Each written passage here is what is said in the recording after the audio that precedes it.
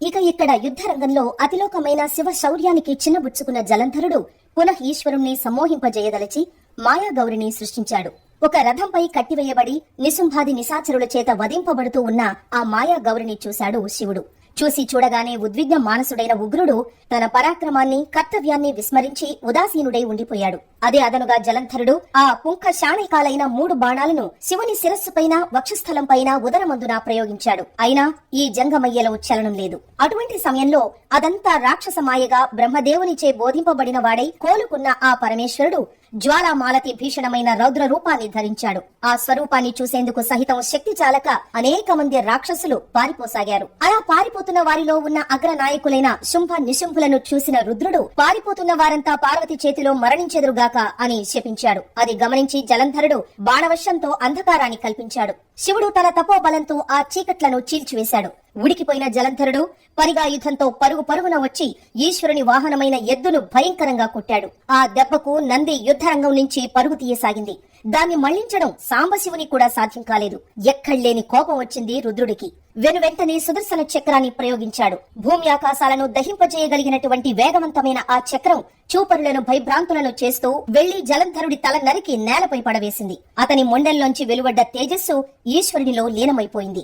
బ్రహ్మాది దేవతలందరూ సంతోషంతో అవరత శిరస్కులై ఆ చంద్రశేఖరునకు ప్రణమిల్లారు, స్తుతించారు, కృతజ్ఞతలు చెప్పుకున్నారు. అనంతరం బృందా మోహితుడై అడవుల్లో పడి అల్లాడిపోతున్న విష్ణువును స్వస్థుని చేసే ఉపాయాన్ని కూడా అనుగ్రహించమని కోరగా అందుకుగాను పరాశక్తిని వేడుకోమని చెప్పి జయ జయ ధ్వానాల నడుమ సకలగడ సమేతుడై గృహోన్ముఖుడయ్యాడు శివుడు. శివాజ్ఞ ప్రకారం దేవతలు మహామాయను ప్రార్థించసాగారు. సృష్టి స్థితి లయలకు కారణమైన సత్య రజ తమో గుణాలు 3 దేని నుంచి పుట్టాయో, దేవి యొక్క ఇచ్చ వలన లోకంలో జనన మరణాలు ఎలా సంభవిస్తున్నాయో అటువంటి మూల ప్రకృతికి అనగా మహామాయకు నమస్కరిస్తున్నారు. ఏదైతే 23 భేదములతో చెప్పబడి సమస్త లోకాలను అధిష్ఠించిందో, వేదముల్లో సైతం దేని యొక్క రూపకర్మములు కీర్తింపబడుతున్నాయో అట్టి మూల ప్రకృతికి నమస్కరిస్తున్నాము. దేని యందు భక్తుడైన వాడు దరిద్ర భయ మోహ పరాభవాలను పొందడో, ఏదైతే తన భక్తుల యందు ఎడతెగని ప్రేమ కలదో ఆ మూల ప్రకృతికి నమస్కరిస్తున్నాము. నారదుడు ఇంకా ఇలా చెప్తున్నాడు.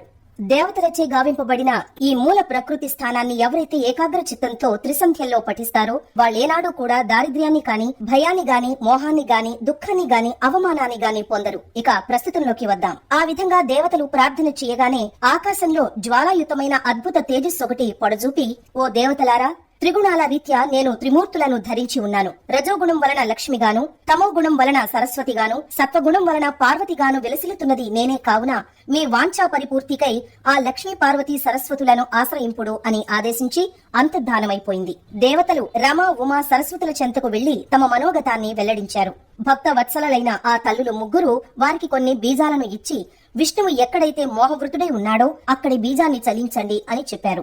దేవతలు ఆ బీజాలను తెచ్చి శ్రీహరి మోహితుడై పడి ఉన్న బృందాచిత ప్రాంతమంతటా చిలకించారు. ఓ పృథు భూపతి, పాతివ్రత్య మహిమా సుశోభితమైన ఈ గాథను ఏకాగ్ర చిత్తంతో చదివినా విన్నా స్త్రీలు కాని పురుషులు కాని ఇహంలో సంతాన సంపదను, పరంలో స్వర్గ సంపదను పొందుతారు అన్నాడు నారదుడు. పునః నారదుడు ప్రవచిస్తున్నాడు. ఓ పృథు మహారాజా, పూర్వోక్త విధంగా బృందాచితాస్థలిలో దేవతలచే చల్లబడిన బీజాల వల్ల త్రిగుణ శోభితాలైన ఉసిరి, మాలతి, తులసి అనే 3 రకాల వృక్షాలు ఆవిర్భవించాయి. వీటిలో సరస్వతి వలన ఉసిరిక, లక్ష్మి వలన మాలతి, గౌరి వలన తులసి ఏర్పడ్డాయి. అంతవరకు బృందా మోహంతో మందుడై ఉన్న విష్ణువు తన చుట్టూ చెట్లే మొలచిన లక్ష్మీ, సరస్వతి, పార్వతి మహిమల వలన కోలుకున్నవాడై అనురాగపూరిత హృదయంతో ఆ వృక్షాలను తిలకించసాగాడు. కాని వాటిలో లక్ష్మీదత్త బీజాలు ఈర్ష్య గుణాన్వితాలై ఉండటం వలన ఆ బీజోత్పన్నమైన మాలతి బర్బరి నామధేయై విష్ణువుకు ఎడమైంది. కేవలం అనురాగపూరితాలైన ఉసిరి, తులసి మాత్రమే పీతాంబరునకు ప్రియాంకరాలయ్యాయి. తద్వారా విష్ణువు మోహ విముక్తుడై ధాత్రి తులసి సమేతుడై సర్వదేవతా నమస్కారాలను అందుకుంటూ వైకుంఠానికి తరలి వెళ్లాడు. అందువల్లనే కార్తీక వ్రతంలోని విష్ణు పూజలో ముందుగా తులసిని పూజించినట్లయితే పుండరీకాక్షుడు ఎనలేని సంతోషాన్ని పొందుతాడు. అంతేకాదు, ఎవరింటిలో తులసివనం ఉంటుందో ఆ ఇల్లు సర్వతీర్థ స్వరూపమై వర్ధిల్లుతుంది. యమదూతలు అక్కడికి రాలేరు. సర్వపాప సంహారకమైన ఈ తులసి వనాన్ని ఎవరు ప్రతిష్ఠిస్తారో వారికి యమధర్మరాజును దర్శించే పని ఉండదు. అనగా నరకానికి వెళ్లరని, పుణ్యాత్ములై స్వర్గాన్నే పొందుతారని భావము. గంగా స్నానం, నర్మదా దర్శనం, తులసి సేవనం ఈ మూడు సమాన ఫలదాయకాలేనని చెప్పబడుతోంది. తులసిని ప్రతిష్ఠించినా, తడిపినా, తాకినా, పెంచినా మానసిక, శారీరక పాపాలే కాక మాటల వలన పాపాలు కూడా మటుమాయమైపోతాయి. తులసి గుత్తులతో శివకేశవులను అర్చించినవాడు ఖచ్చితంగా మోక్షాన్ని పొందుతాడనడంలో ఎటువంటి సందేహమూ లేదు. పుష్కరాది తీర్థాలు, గంగాది నదులు, విష్ణువాది దేవతలు తులసి దళాలలో నివసిస్తూ ఉంటారు. ఎన్ని పాపాలు చేసిన వాడైనా సరే, ఎవడైతే శరీరానికి తులసి మట్టిని పూసుకుని మరణిస్తున్నాడో అటువంటి వానిని చూసేందుకు యముడు కూడా భయపడతాడు. అటువంటి వాడు విష్ణు సాయుధ్యాన్ని పొందుతున్నాడనడం సత్యం, సత్యం, ముమ్మాటికి సత్యం. తులసి చెట్ల యొక్క గంధాన్ని ధరించేవాడికి పాపాలు కొంచెం కూడా అంటవు. తులసి వనపు నీడలో పితృశ్రాద్ధం చేసినట్టయితే అది పితృలకు అక్షయ పదాన్నిస్తుంది. అదేవిధంగా ఉసిరి చెట్టు నీడను పిండ ప్రదానం చేసిన వారి పితరులు నరకం నుంచి విముక్తులవుతారు. ఎవరైతే తన శిరస్సు పైన, ముఖమందున, దేహమందున, చేతులందున ఉసిరి పండును ధరిస్తున్నాడో వాడు సాక్షాత్ విష్ణు స్వరూపుడని తెలుసుకోవాలి.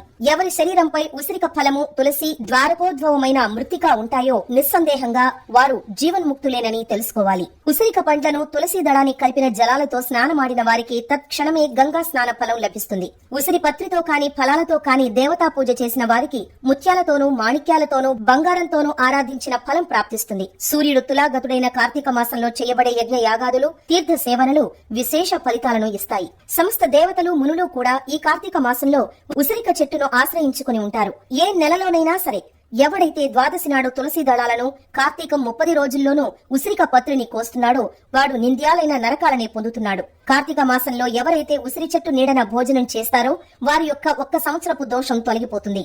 ఉసిరి నీడన విష్ణు పూజ చేసినట్లయితే అన్ని విష్ణు క్షేత్రాల్లోని శ్రీహరిని ఆరాధించిన పుణ్యం కలుగుతుంది. శ్రీహరి లీలల్ని, మహిమల్ని చెప్పడానికి ఏ ఒక్కరికి కూడా ఎలాగైతే సాధ్యం కాదో అదే ప్రకారం ఈ తులసి, ధాత్రి వృక్షాల మహిమల్ని చెప్పడం కూడా చతుర్ముఖుడైన బ్రహ్మకు గాని, సహస్రముఖుడైన శేషునికి కాని సాధ్యం కాదు. ఈ ధాత్రి, తులసి జననగాథ ఎవరు వింటున్నారో, వినిపిస్తున్నారో వారు తమ పాపాలను పోగొట్టుకున్న వారై తమ పూర్వులను కూడి శ్రేష్టమైన విమానంలో స్వర్గాన్ని పొందుతున్నారు.